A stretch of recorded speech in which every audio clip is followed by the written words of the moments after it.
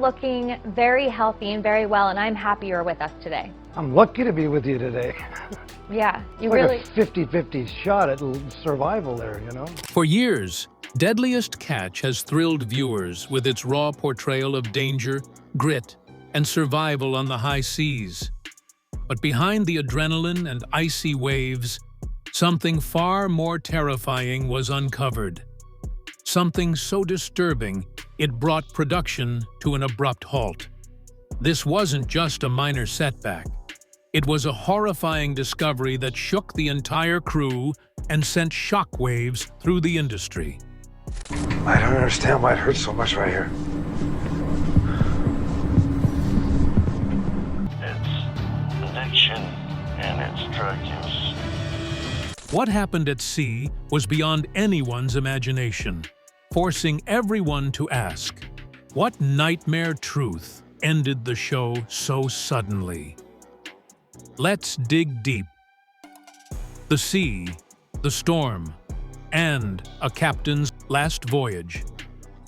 Season 21 of Deadliest Catch wrapped up on October 31st with one of the most emotional and nerve-wracking moments in the show's history. Legendary Captain Sig Hansen, now 59, was suddenly rushed to the hospital after collapsing on board. A terrifying scene that left both his crew and fans shaken. The cause? Sheer exhaustion, years of punishing labor at sea, and the toll of a life spent battling the world's roughest waters. When the doctor urged him to consider retirement, it struck a chord that even Sig couldn't ignore. After decades of denying the idea, the thought of hanging up his captain's hat now feels more real than ever. "I'm a fisherman," he quips with his signature wit. "You're talking to a professional liar here. I lie for a living." He laughs, but there's a trace of truth behind the humor. Beneath the jokes, he admits the years are catching up. "I still think I've got a few more years left in me," he says, "but I think about it all the time now. When you've lost so many people to the sea, it changes you. Every trip gets a little scarier, and you can't help but think about your own mortality."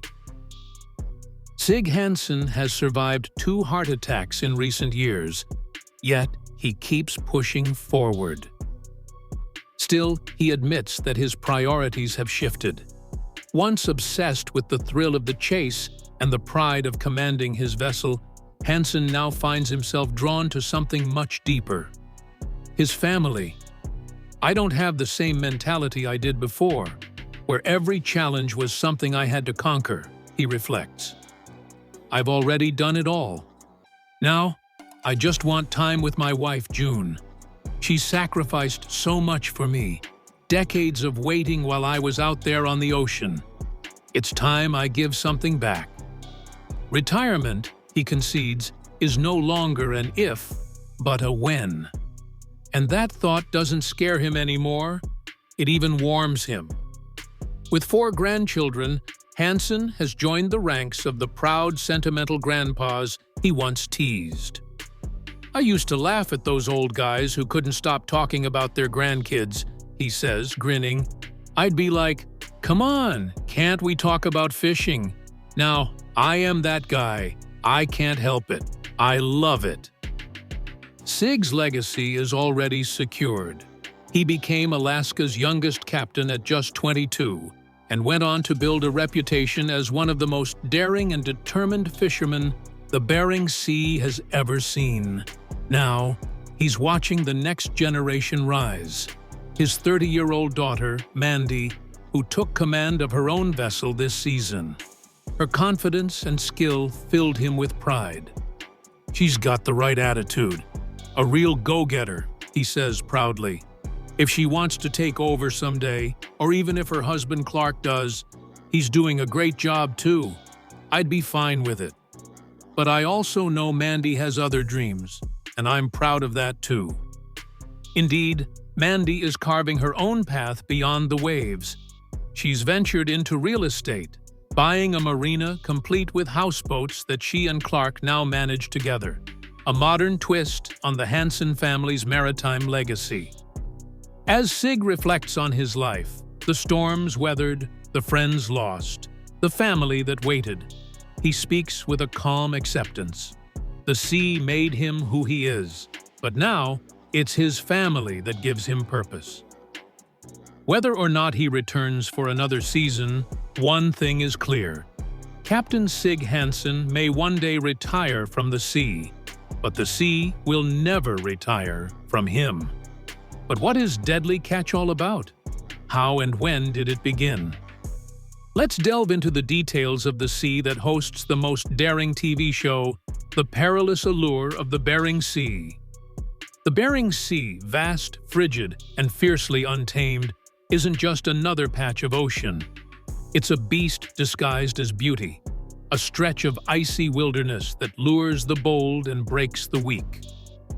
For decades, this unforgiving expanse between Alaska and Russia has been a magnet for adventurers, dreamers, and those willing to gamble everything for a shot at fortune. But beneath its glittering waves lies something darker, a silent menace that has swallowed ships whole and claimed more lives than most care to count. It's no wonder the Bering Sea has earned its infamous title as one of the deadliest places on Earth. This is the realm of Deadliest Catch, Discovery Channel's iconic reality series that pulls viewers straight into the heart of chaos, documenting the raw, perilous lives of Alaskan crab fishermen. But what audiences see on screen only scratches the surface. Behind every dramatic rescue, every storm-tossed deck, lies an unrelenting battle with nature, a contest of strength, endurance, and sheer willpower, where one wrong move could mean disaster. Take Captain Rick Shelford, for instance. Like generations of fishermen before him, he braves these lethal waters chasing a fortune, 25,000 pounds of prized crab. But for him and his crew, the Bering Sea is no adventure. It's survival. Out here, the wind screams like a living thing. The waves tower stories high, and the cold seeps so deep it burns. A sudden storm can rise from nowhere, and a single rogue wave can split a steel-hulled boat in two. Even veterans like the legendary Wild Bill Witrowski have faced nights where skill and experience meant little against the ocean's wrath. Crab fishing itself is a dance with death. To earn their payday, crews must drop heavy metal pots deep into the freezing black abyss, then haul them back, each weighing hundreds of pounds, slick with ice, and threatening to crush anyone who loses focus. The sea shows no mercy. Decks turn into skating rinks. The air cuts like knives, and exhaustion stalks every man on board. A single slip, a snapped line, or a moment's distraction can end a life in seconds. The rewards are enormous, but so is the price. Over the years, the Bering Sea has become both stage and executioner. A theater of courage, heartbreak, and unrelenting danger. Viewers have watched storms so violent they make mountains of water crash down like hammer blows. They've seen men vanish into the icy depths and others rise again, battered but unbroken. There's a strange, haunting beauty to it all, a kind of poetry in the peril. And yet, for those who call these waters home, it's more than just a job. The fishermen of Deadliest Catch are bound to the sea in a way few outsiders can understand. The hiss of the wind, the crack of ice, the smell of salt and diesel, it's in their blood. The Bering Sea may be merciless, but it's also magnetic. It draws them back again and again, with the promise of both ruin and reward. It is, at once, their greatest enemy and their truest companion.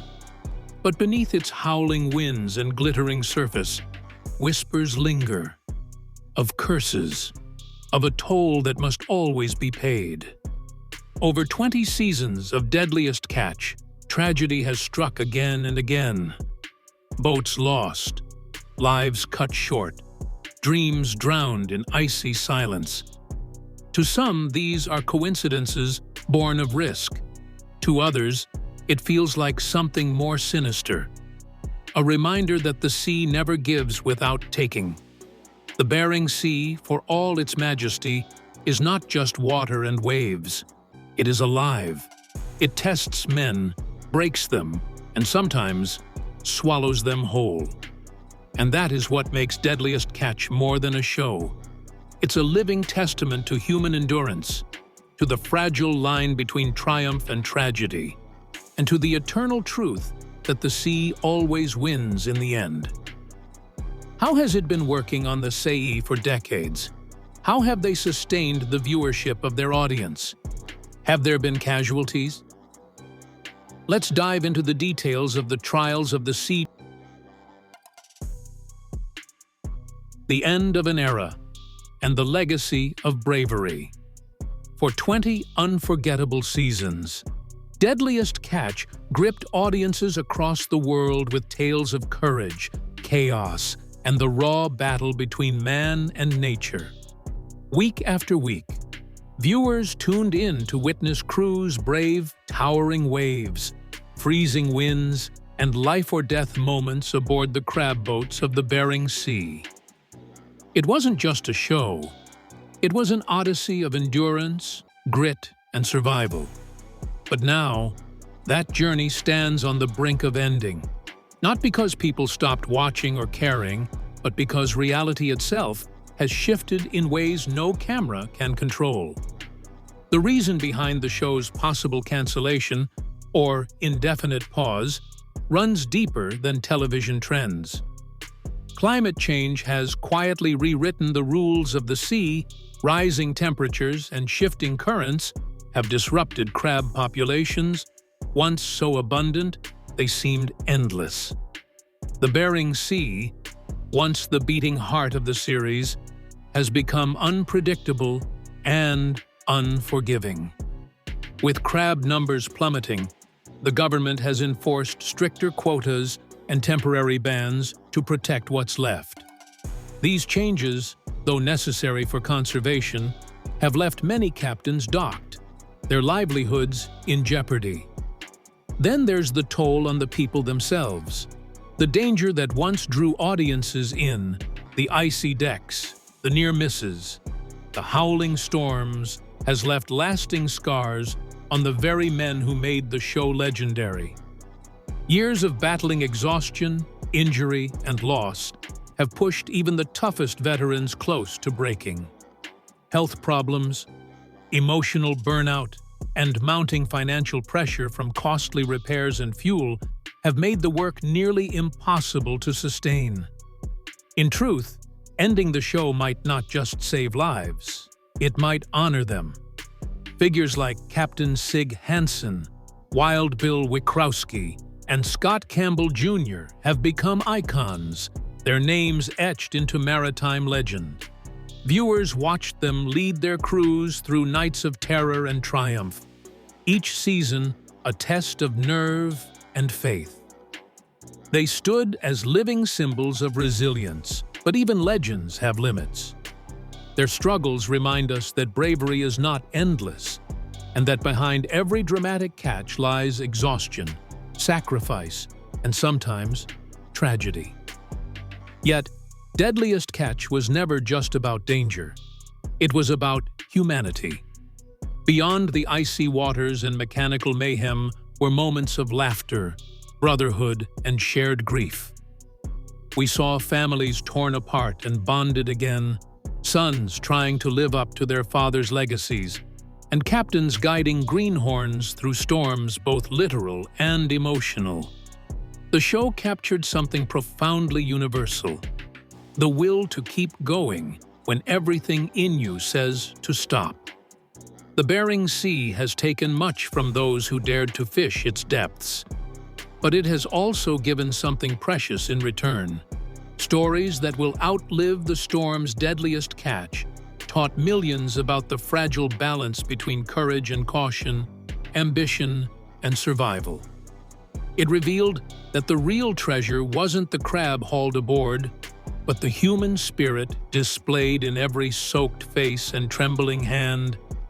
So even if the engines fall silent and the cameras stop rolling, the show's essence will endure. Deadliest Catch stands as a monument to resilience, a chronicle of risk, brotherhood, and raw determination. Its message echoes far beyond television. That true courage isn't about the absence of fear, but about steering straight into it, wave after wave. And when future generations look back, they'll remember the men who dared to dance with the sea, who lived on the edge of the world, and who taught us that sometimes the greatest victory is simply surviving the storm. So, do you think Deadliest Catch will survive without Hansen? Is his retirement ripe or long overdue? We would love to hear your thoughts in the comments below. Don't forget to like and subscribe.